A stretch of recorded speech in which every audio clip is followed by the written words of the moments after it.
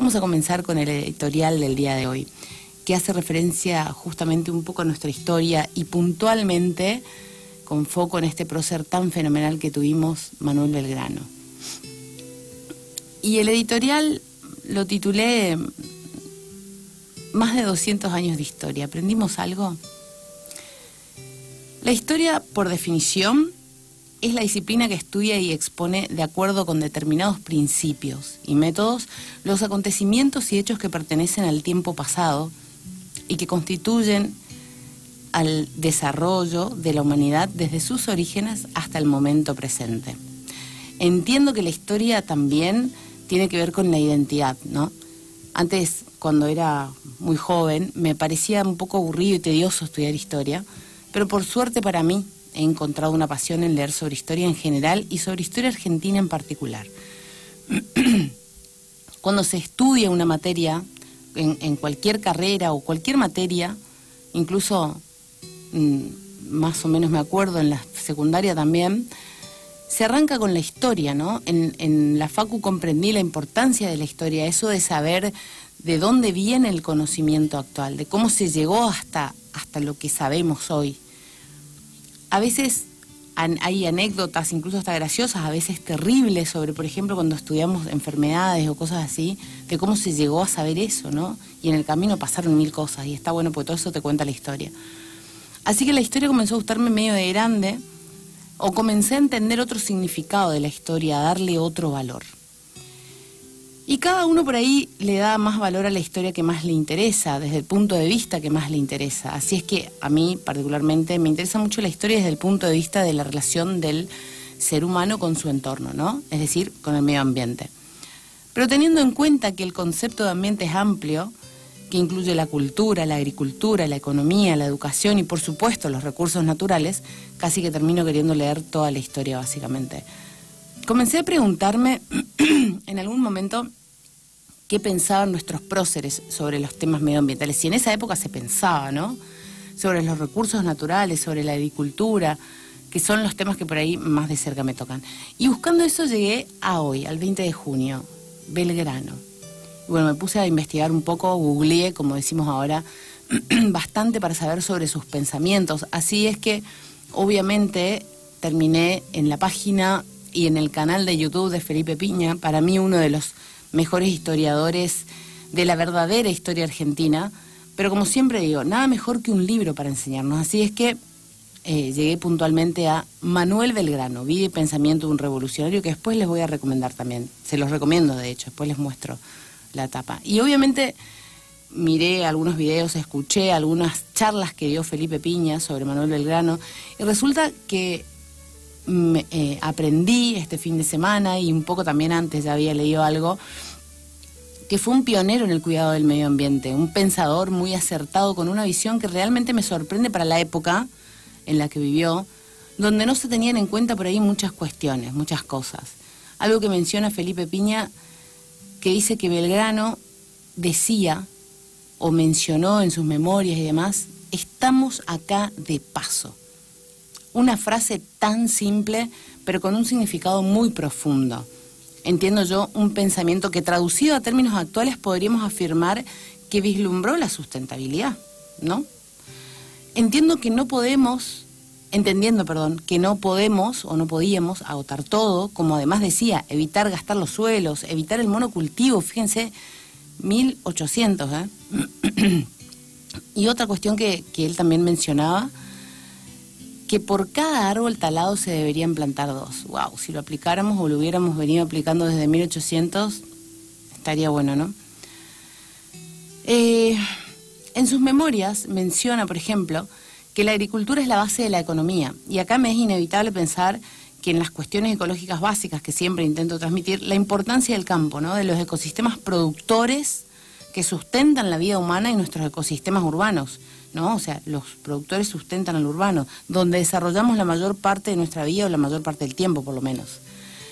Es más, como narra Felipe en el libro, en este libro particularmente sobre Belgrano, uno de los más nuevos de él, a comienzos del siglo XIX se convirtió en el primer rioplatense en postular una reforma agraria para las tierras, ¿no? Que por aquel entonces había muchas superficies que estaban desocupadas, a pesar de ser tierras productivas.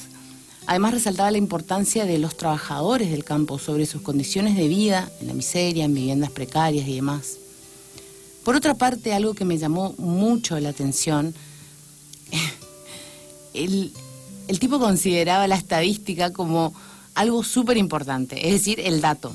No sé si recuerdan en alguno de mis editoriales, de hecho, el editorial del episodio 4, porque lo revisé mientras escribía esto, allá por comienzos del programa, en el mes de abril, por ahí, ese editorial se tituló La importancia de los datos para evidenciar problemas y soluciones.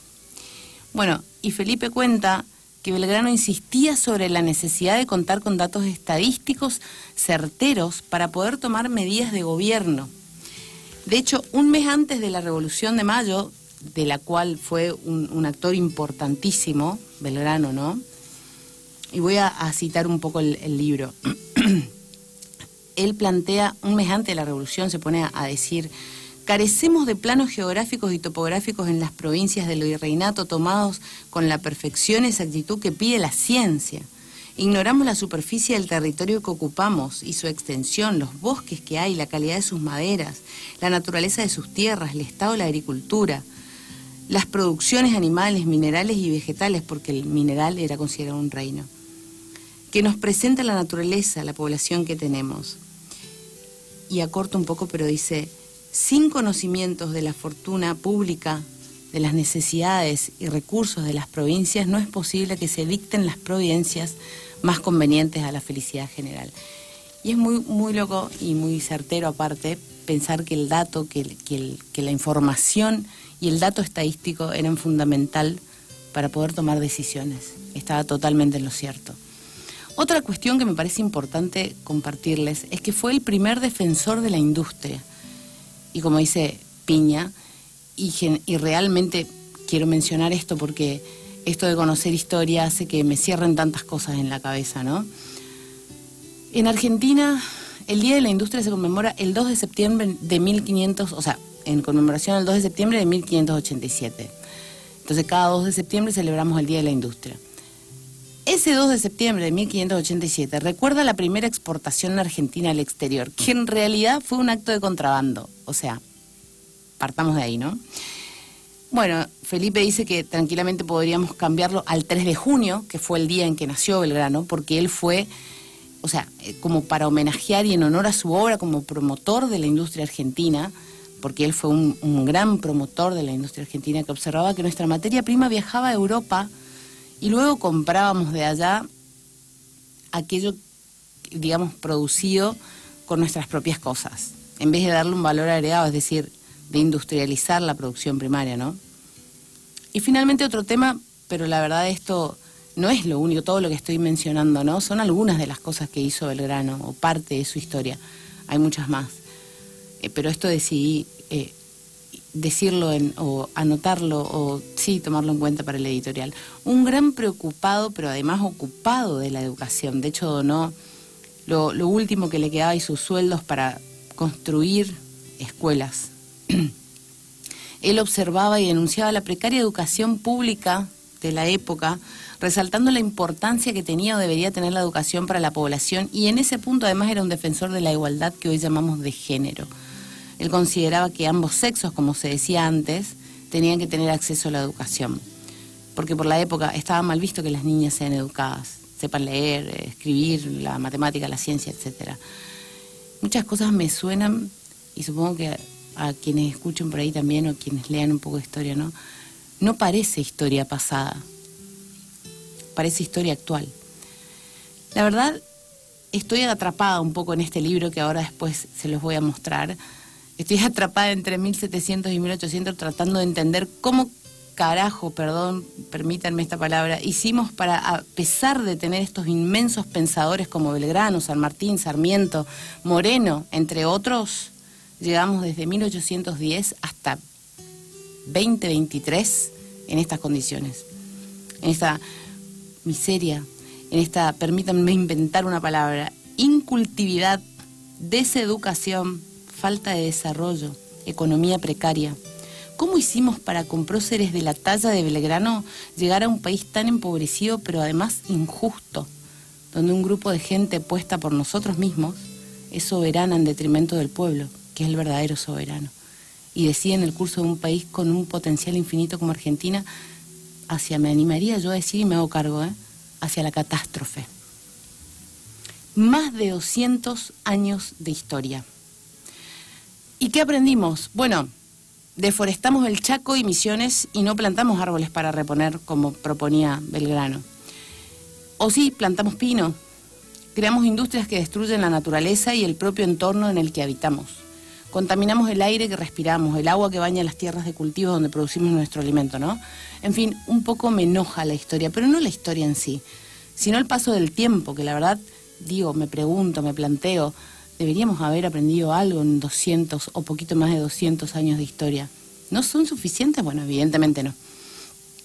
Pero hoy, 20 de junio, me voy a desenojar un poco y le voy a honrar homenaje desde el pensamiento, la palabra y el respeto absoluto por su paso por esta tierra a este gran argentino, Manuel José Joaquín del Corazón de Jesús Belgrano. Gracias, Manuel, por tu trascendental vida, por tus pensamientos, tu obra. Y en palabras de Felipe Piña, a las que adhiero absolutamente, las banderas de Belgrano: honestidad, coherencia, humildad, llena de dignidad, y además también la bandera argentina. Muchas gracias. Y voy a cerrar citando un poquito una frase que me parece muy linda que ha dicho Manuel Belgrano. Nada importa saber o no la vida de cierta clase de hombres que todos sus trabajos y afanes lo han contraído a sí mismos, y ni un solo instante han concedido a los demás. Pero la de los hombres públicos, sea cual fuere, debe siempre presentarse, o para que sirva de ejemplo que se imite, o de una lección que retraiga de incidir en sus defectos. Se ha dicho, y dicho muy bien, que el estudio de lo pasado enseña cómo debe manejarse el hombre en lo presente y por venir. Porque desengañémonos, la base de nuestras operaciones siempre es la misma, aunque las circunstancias alguna vez la desfiguren.